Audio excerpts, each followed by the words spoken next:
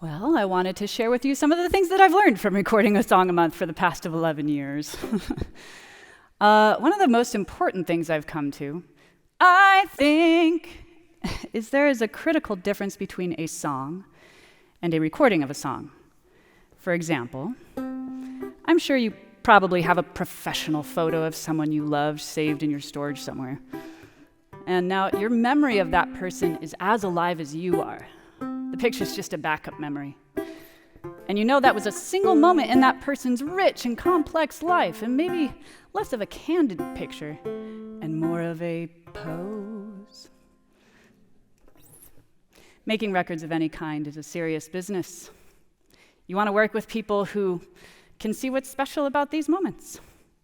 Someone who knows how to stay out of the way, but can also sneak in and try to get the prettiest and most real-seeming version of yourself that you know how to perform when all the world is watching.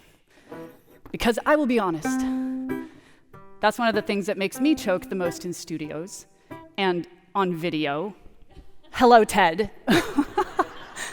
Is that moment of my life is now an open record for the rest of humanity to peer into for as long as recordings exist. And that's why I'm wearing mascara today. But my turning point came a few years ago when I realized, just as a picture is not a person, a recording is not a song. You can probably demonstrate this yourself. See what I did there? Hum a tune that gets stuck in your head. Free the song, be a part of its life. For most songs, you'd probably still be able to teach it to me without the recording. Just like you could describe your friends and family without showing me a pic.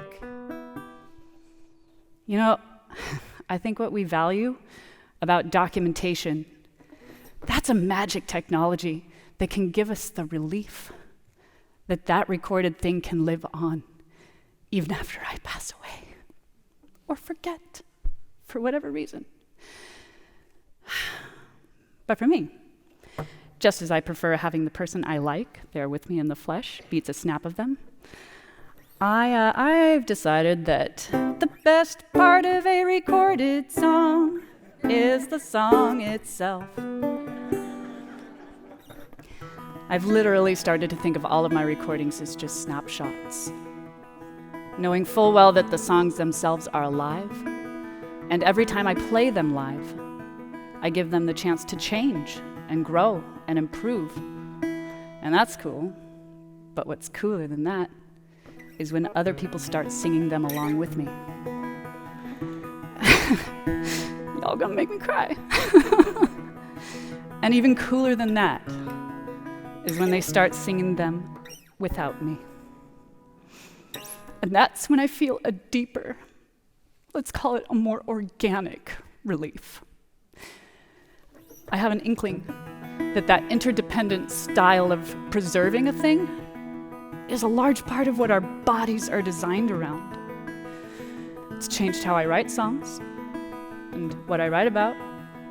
I write a heck of a lot more lullabies than drinking songs.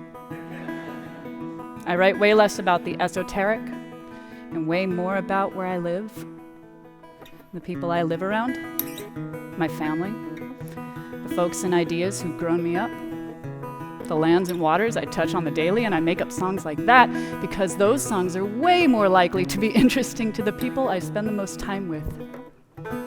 Like you.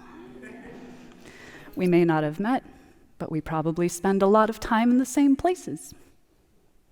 We probably know a lot of the same people.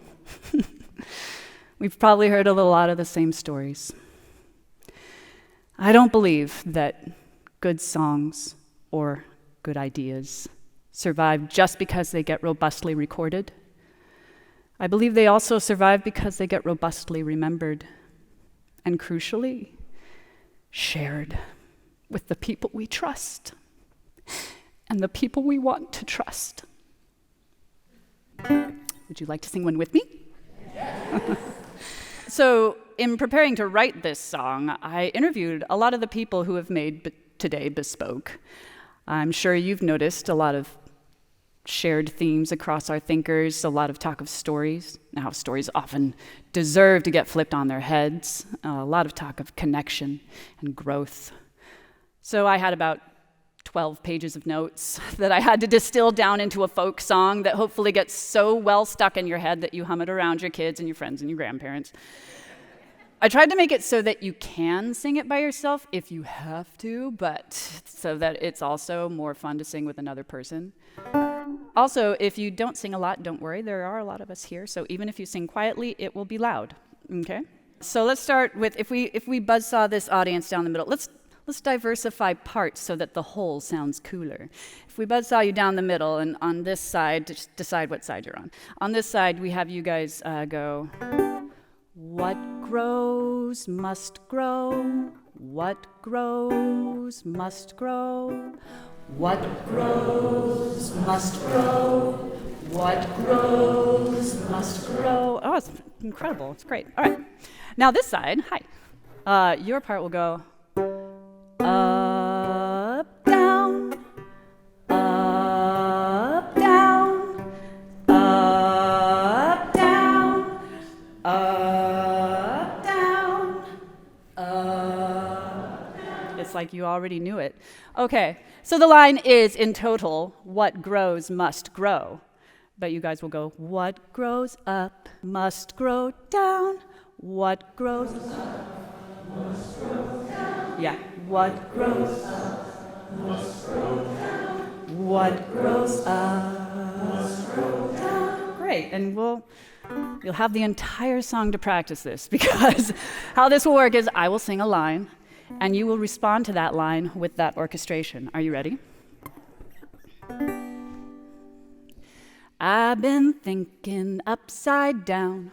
What grows up must grow down. We're the roots, not the crown. What grows up must grow down. I don't grow up, I grow down, down, down. What grows up must grow down. I've been thinking upside down. What grows up must grow down. You and me crack the crust. What grows up must grow down. We all run down and one grows up. What grows up must grow down. Instead of trying, I'm trying to trust. What grows up must grow down. You and me crack the crust. What grows up must grow down. You and me make one tree. What grows up must grow down. Thick and thin, shallow, deep. Roots are running out of my feet. What grows up must grow down. You and me make one tree. What grows up must grow down. I've been thinking upside down. What grows up must grow down. We grow up as I grow down. What grows up must grow down. Down is in and up is out. What grows up must grow down. I've been